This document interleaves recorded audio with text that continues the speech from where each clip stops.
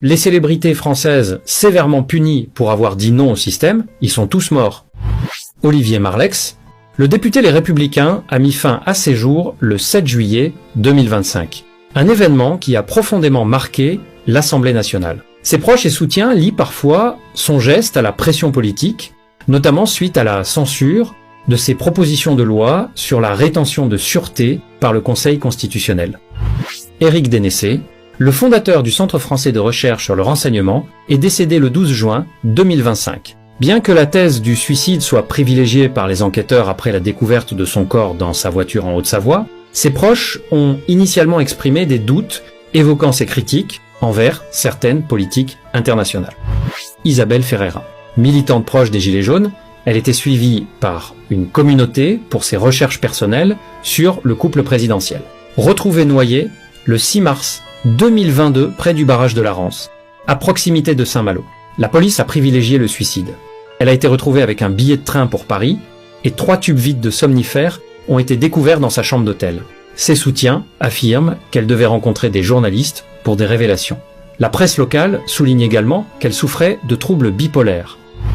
Dr Stéphane Gaillet, médecin infectiologue strasbourgeois et figure critique durant la crise sanitaire, il est décédé en février 2025. Radié de l'ordre des médecins en 2022 pour ses protocoles de soins, son décès est présenté par ses soutiens comme l'épuisement d'un résistant face au système.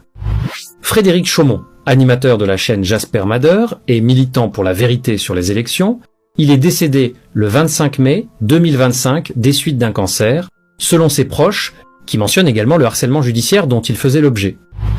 Christophe Chalancon, figure des Gilets jaunes, il a multiplié les condamnations pour incitation à l'insurrection et menaces. Son décès a été annoncé en décembre 2024. Michel Rivasi, eurodéputée écologiste engagée contre l'opacité des contrats de vaccins, elle est morte d'un arrêt cardiaque brutal en 2023. Sa disparition a alimenté de nombreuses théories en raison de son combat contre la Commission européenne. Général Georges Lain, décédé en 2023 dans un accident de randonnée. Les rumeurs de vérité sont ici marginales, son rôle étant lié à la reconstruction de Notre-Dame.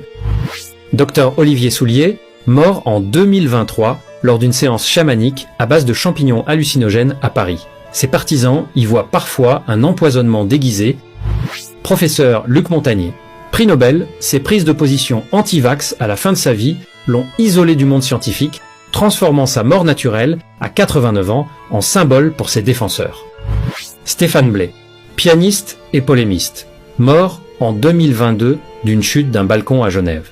La thèse du suicide est contestée par ceux qui croient à un assassinat politique. Général Delawarde, ancien officier de renseignement, il est régulièrement cité pour ses analyses géopolitiques pro-russes et ses critiques des médias. Il a déjà subi des sanctions disciplinaires militaires par le passé pour ses écrits. Il est décédé le 11 mai 2025 à l'âge de 76 ans. Corinne Gouget, chercheuse indépendante et auteure du guide Additifs alimentaires d'Angers, elle militait contre l'aspartame et la malbouffe. Elle a été retrouvée morte le 29 juin 2015, fauchée par un train à la gare de Thoiret. Bien que la justice ait conclu à un suicide, ses proches et soutiens ont longtemps évoqué des pressions constantes, notamment le retrait de la garde de ses enfants et un harcèlement administratif lié à ses combats contre l'industrie agroalimentaire. Claire Sévérac, auteure de livres dénonçant les complots de l'industrie pharmaceutique et agroalimentaire, comme La guerre secrète contre les peuples, elle est décédée le 25 décembre 2016. La cause officielle est un cancer foudroyant, diagnostiqué tardivement.